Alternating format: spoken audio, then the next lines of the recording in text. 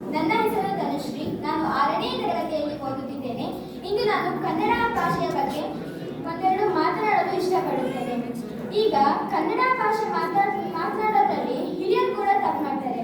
ಏನಂತಂದ್ರೆ, ಈಗ ಹೊರಹೋಗೋ ಸಂದರ್ಭದಲ್ಲಿ ಬಾಗಿಲು ಹಾಕು ಅನ್ನೋದು ಬಿಟ್ಕೊಂಡು ಡೋರ್ ಹಾಕು ಅಂತ ಹೇಳ್ತಾರೆ. ನಾವು ಬರೋದು ಸ್ವಲ್ಪ ತಡ ಆಗತ್ತೆ ಅನ್ನೋದು ಬದಲು ನಾವು ಬರೋದು ಸ್ವಲ್ಪ ಲೇಟು ಅಂತ ಹೇಳ್ತಾರೆ. ನಾವು ಹೀಗೆ ಬರೀ ಕನ್ನಡನೇ ಮಾತಾಡ್ತಾ ಇದ್ರೆ ಸಂಪೂರ್ಣವಾಗಿ ಕನ್ನಡ ನುಡಿಸೋದು ಯಾವಾಗ? ಸಸ್ಯಗಳಿಗೆ ಎಣ್ಣೆ ಹಾಕಿ ಬೆಳೆಸೋಕ್ಕಾಗಲ್ಲ, ಅದೇ ರೀತಿ ದೀಪಗಳಿಗೆ ನೀರು ಹಾಕಿ ಬೆಳಗಿಸೋಕ್ಕಾಗಲ್ಲ.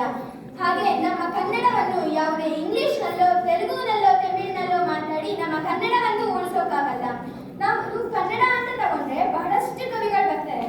ಕವಿಗಳಂತ ತಗೊಂಡ್ರೆ ರನ್ನ ತಗೊಳ್ಳಿ, ಪಂಪ ತಗೊಳ್ಳಿ, ಚಂದ ತಗೊಳ್ಳಿ, ಎಲ್ಲರೂ ಬರ್ತಾರೆ.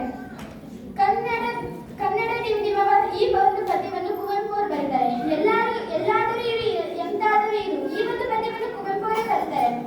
ಇನ್ನೊಂದೇನಂದ್ರೆ, ಕುರಿಯವಾಗಲಿ ನಮ್ಮ ಚೆಲುವ ಕನ್ನಡ ನಾಡು, ಈ ಒಂದು ಪದ್ಯವನ್ನು ಹೊಯ್ಸಳ ನಾರಾಯಣರಾಯ್ ಅವರು ಬರೀತಾರೆ. ಮತ್ತೊಂದು ಹಚ್ಚೆಯುವ ಕನ್ನಡದ ದೀಪ, ಇದನ್ನು ಡಿ.ಎಸ್. ಕರ್ಕಿ ಅವರು ಬರೀತಾರೆ. ಮೂಗ್ನಲ್ಲಿ ಮಾತಾಡ್ತೀನಿ ಕನ್ನಡ ಅಂತ ಹೇಳಿದವರು ಯಾರು? ಅವರೇ ನಮ್ಮ ಜೆ.ಪಿ. ರಾಜರತ್ನಂ ಅವರು. ಕುಮಾರವ್ಯಾಸರು ಎಷ್ಟು ಬುದ್ಧಿವಂತರಂದ್ರೆ, ಬರೀ ಒಂದು ಕೃಷ್ಣ ಎಂಬ ಪದಕ್ಕೆ ಎಷ್ಟು ಅರ್ಥ ಮಾಡ್ತಿದ್ರಂದ್ರೆ, ವೇದ ಪುರುಷನ ಸುತನ ಸುತನ ಸಹೋದರನ ಹೆಮ್ಮಗನ ಮಗನ ತಡೋದರಿಯ ಮಾತಿನಡು ರೂಪನ ಅತುಳನ ಬಲದ ಭುಜದಿ ಕಾದಿಯಲಿ ಅಣ್ಣನ ಯೌವನ ನಾದಿನಿಯ ಜಠರದಲ್ಲಿ ಜನಿಸಿದ ಅನಾಥ ಮೂರು ದಿಕ್ಕ ಗದುಗಿನ ವೀರನಾರಾಯಣ ಅಂತ ಹೇಳ್ತಾರೆ.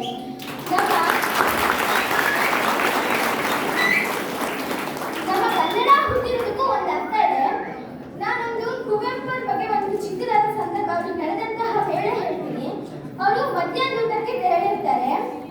ಅವರು ಬರೀ ಅಚ್ಚ ಕನ್ನಡದಲ್ಲೇ ಮಾತಾಡ್ತಿರ್ತಾರೆ. ಅವರು ಯಾವುದೇ ಭಾಷೆ ವಿರೋಧಿ ಅಂತೂ ಅಲ್ಲ. ಅವರು ಮೊದಲು ಕವಿತೆಗಳನ್ನ ಇಂಗ್ಲಿಷ್ನಲ್ಲೇ ಬರೆದವರು.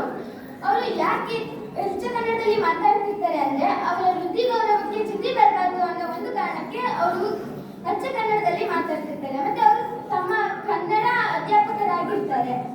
ಒಂದ್ ದಿವಸ ವಿದ್ಯಾರ್ಥಿಗಳು ತುಂಬಾ ಪ್ರಯತ್ನ ಮಾಡ್ತಾರಂತೆ. ಅವರ ಗುರುಗಳಲ್ಲಿ ಕನ್ನಡ ತರಿಸಬಾರ್ದು, ಇಂಗ್ಲಿಷ್ ತರಿಸಬೇಕು ಅಂತ ತುಂಬಾ ಪ್ರಯತ್ನಗಳು ಮಾಡ್ತಾರಂತೆ. ಆ ಪ್ರಯತ್ನಗಳು ಯಾವುದೂ ಯಶಸ್ವಿಗೊಳ್ಳಲ್ಲ. ಒಂದ್ ದಿವಸ ಒಂದು ಪ್ರಯತ್ನ ಹಮ್ಮಿಕೊಂಡಿರ್ತಾರಂತೆ, ಇದು ಯಶಸ್ವಿ ಆಗೇ ಆಗತ್ತೆ ಅಂತ. ಕುವೆಂಪು ಅವರು ಮಧ್ಯಾಹ್ನದ ಊಟಕ್ಕೆ ತೆರಳಿರ್ತಾರಂತೆ. ವಿದ್ಯಾರ್ಥಿಗಳು ಪ್ರಯತ್ನ ಏನಂದ್ರೆ, ವಿದ್ಯಾರ್ಥಿಗಳು ತರಗತಿಯ ಲೈಟ್ಸ್ ಆನ್ ಮಾಡಿ ಕುಳಿತಿರ್ತಾರಂತೆ. ಲೈಟ್ಸ್ ಯಾರು ಆನ್ ಮಾಡಿದ್ದು ಅನ್ನೋದು ಇಂಗ್ಲಿಷ್ ಆಗುತ್ತೆ, ಲೈಟ್ಸ್ ಯಾಕೆ ಹಚ್ಚಿದಿರಾ ಅನ್ನೋದು ಇಂಗ್ಲಿಷ್ ಆಗುತ್ತೆ. ಅದಕ್ಕೆ ಈ ಪ್ರಯತ್ನ ಯಶಸ್ವಿ ಆಗತ್ತೆ ಅಂತ ಎಲ್ಲರೂ ಕುತೂಹಲದಿಂದ ಶಾಂತ ರೀತಿಯಾಗಿ ಕುಳಿತಿರ್ತಾರೆ. ಆಗ ಕುವೆಂಪು ಅವರು ಅವರ ಊಟ ಮುಗಿಸಿ ತರಗತಿಗೆ ಬರ್ತಾರಂತೆ. ಅವಾಗ ಅವರು ಲೈಟ್ ಆನ್ ಮಾಡಿರೋದನ್ನ ನೋಡ್ತಾರಂತೆ. ಅವರು ಬರೀ ಅಚ್ಚ ಕನ್ನಡದಲ್ಲಿ ಮಾತಾಡ್ತಿರ್ತಾರಲ್ಲ, ಅದಕ್ಕೆ ಅವ್ರು ಏನಂತಾರಂತೆ, ಈ ಮಠ ಮಧ್ಯಾಹ್ನದಲ್ಲಿ ಬೀವಿಗೆ ಹಚ್ಚಿದ ಧೀರರಾರು ಅಂತ ಕೇಳ್ತಾರಂತೆ. ಆಗ ಯಾರು ಹಚ್ಚಿರ್ತಾರೋ, ಸರ್ ನಾನು ಹಚ್ಚಿದ್ದೀನಿ ಅಂತ ಹೇಳ್ತಿರ್ತಾರಂತೆ. ಮೊದಲನೇ ಪ್ರಯತ್ನ ಅಂತೂ ಯಶಸ್ವಿ ಆಗಲಿಲ್ಲ, ಎರಡನೇ ಪ್ರಯತ್ನದಲ್ಲೂ ಯಶಸ್ವಿ ಆಗತ್ತೆ ಅಂತ ಗೊತ್ತಿಲ್ಲ. ಆ ಎರಡನೇ ಪ್ರಯತ್ನ ಏನಂದ್ರೆ, ಬಟನ್ ಆಫ್ ಮಾಡು ಅನ್ನೋದು ಇಂಗ್ಲಿಷ್ ಆಗತ್ತೆ ಅಂತ ಎಲ್ಲರೂ ಮತ್ತೆ ಶಾಂತ ರೀತಿಯಾಗಿ ಕುಳಿತಿರ್ತಾರಂತೆ.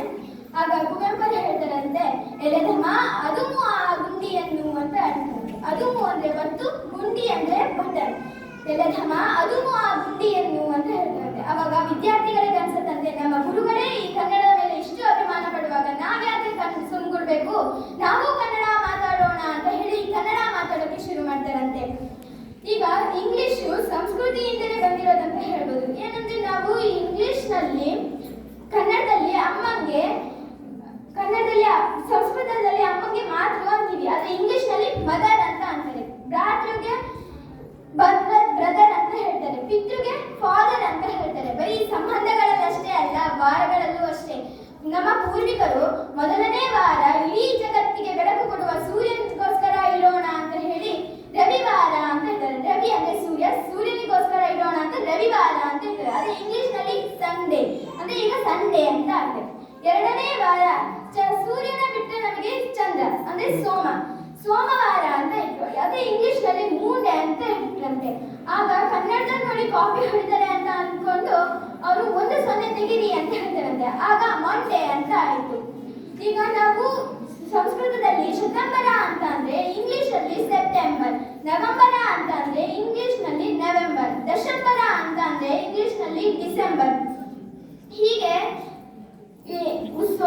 ನಾವು ಉಸಿರಾಡೋದ್ರಲ್ಲೂ ಒಂದೊಂದು ಸ್ವರಗಳು ಉತ್ಪತ್ತಿ ಆಗತ್ತೆ. ಹೇಗಂದ್ರೆ ಹೊಟ್ಟೆಯಿಂದ ಉಸಿರು ಹೊರ ಹಾಕುವಾಗ ಕಂಠದಾಳದಲ್ಲಿ ಬಿಗಿ ಹಿಡಿದು ಹೇಳುವಾಗ ಕ ಕ ಘ ಗ ಜ್ಞ ಆಗತ್ತೆ. ನಾಲಿಗೆ ತುದಿಯನ್ನು ಮುಂದಕ್ಕೆ ಒತ್ತಿ ಹೇಳುತ್ತದೆ ಚ ಛ ಛ